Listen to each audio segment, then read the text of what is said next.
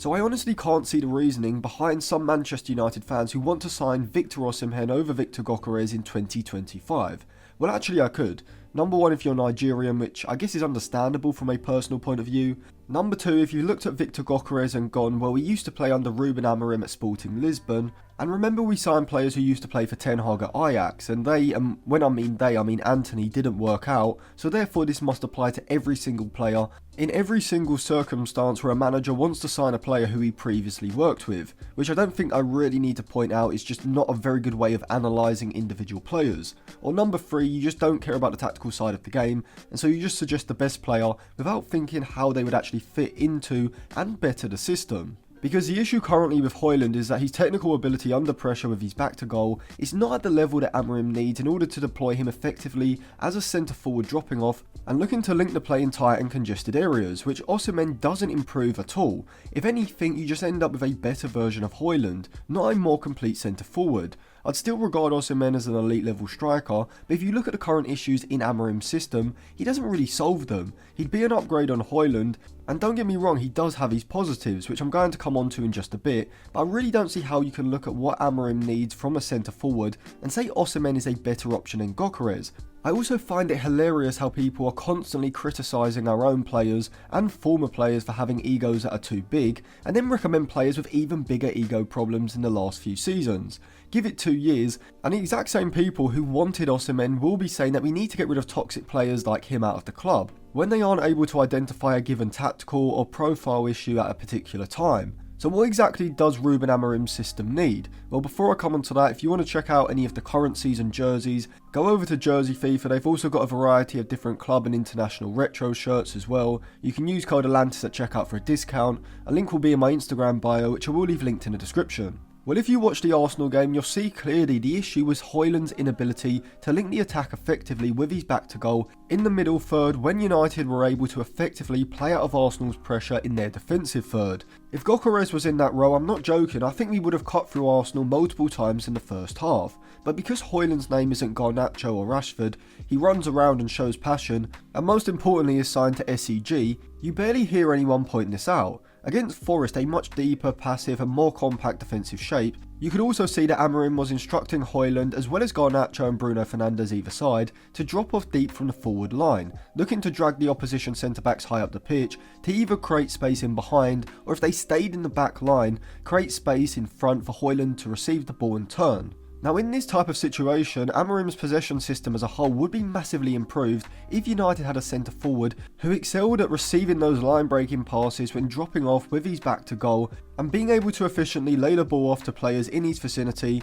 or when the space was there, turn and drive powerfully with the ball into the space. Now Højlund can do the latter, but he's pretty poor technically, or rather should I say inconsistent, when it comes to operating in these congested zones with his back to goal, with Xerxes being a much better option in this regard. Gyökeres on the other hand excels, not just at this but also when receiving more direct passes from deeper areas, the kind of which Højlund struggled with against Arsenal, whilst Osimhen would be a significant improvement when it comes to dealing with these more direct passes from deeper areas, without doubt being one of the best strikers in the air and having the ability to battle defenders in order to bring the ball under control with his chest, knee or feet, or even when running the channels, ask him to drop off into these deeper, more congested areas with his back to goal under pressure, and I think the ball bounces off him and we lose possession quite often, and the fan base is then calling him shit about a month into signing him. He just hasn't got the technical ability, quick feet or agility to operate in these areas. United need a centre forward who is a mixture of Højlund and Xerxes, technically astute when linking the play, but also having the physicality and the athleticism to break in behind the back line.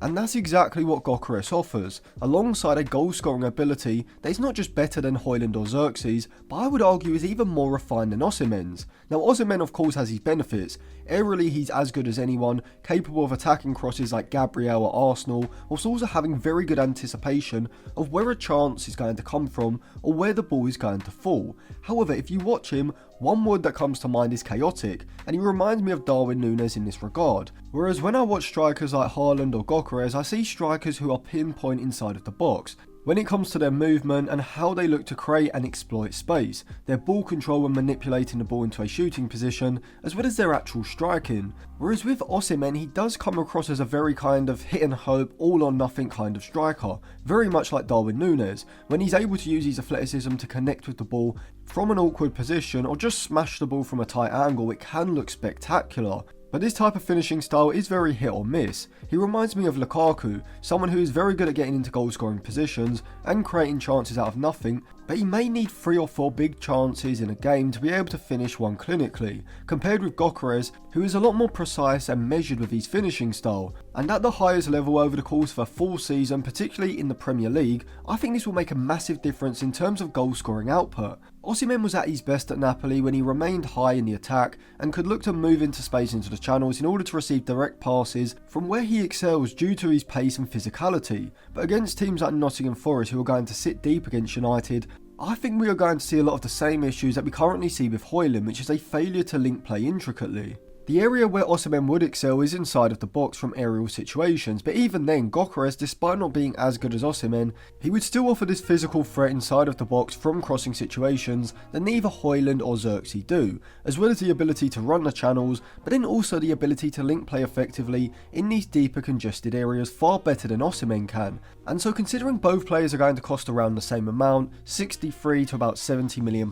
most likely, I think Gyökeres is the better signing. If Gyökeres is off the market, then it's a different story, but the likelihood is he's going to be just as attainable as Osimhen in 2025. He doesn't have the baggage that Osimhen's going to have, and also when it comes to adapting to the Premier League, I think there's a greater probability of Gyökeres retaining his level than there is with Osimhen, just because from a technical standpoint I think his finishing is a lot more precise and measured. Whereas I could see Osimhen having similar issues to Darwin Núñez, being fantastic at running the channels, exceptional when applying pressure, and doing the so-called donkey work, but Gyökeres is pretty good in all these areas as well. Also, the bigger issue with Osimhen is going to be his wage demands and his agent, as this did cause issues at Napoli, as in Naples he was earning just over £10 million a season, and if he was to move to Manchester United, considering Rashford is on about £15 million a season, Casemiro £18 million a season, and even new signings like De Ligt just under £10 million a season, Osimhen will surely command a salary of at least £12 million a season,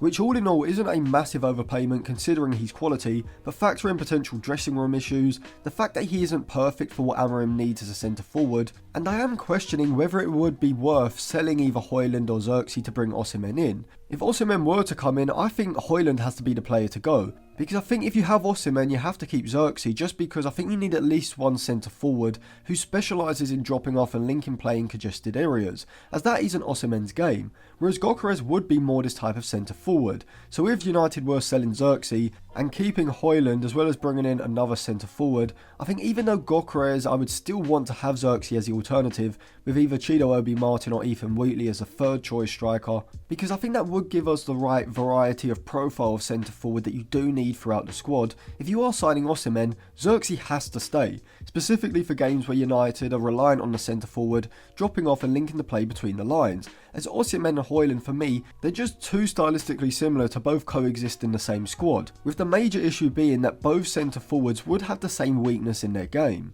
If we are signing a striker in 2025, it has to be someone who's more complete than either Højlund or Xerxes, and is already elite. I'd say Osimhen is the latter, but Gyökeres and Isaac are both, with Isaac also having greater versatility, being able to play across the front three, which Gyökeres and Osimhen can't. And so overall, whilst I do rate Osimhen, I just think his stylistic profile alongside the baggage that comes with signing him makes it a deal not worth doing, particularly when for that sort of fee you could also get Gyökeres and Isaac for probably £20 million more. So let me know what you think in the comment section, and if you do want to get access to the in-game Instagram group chat, I'll leave my Patreon linked in all the usual places.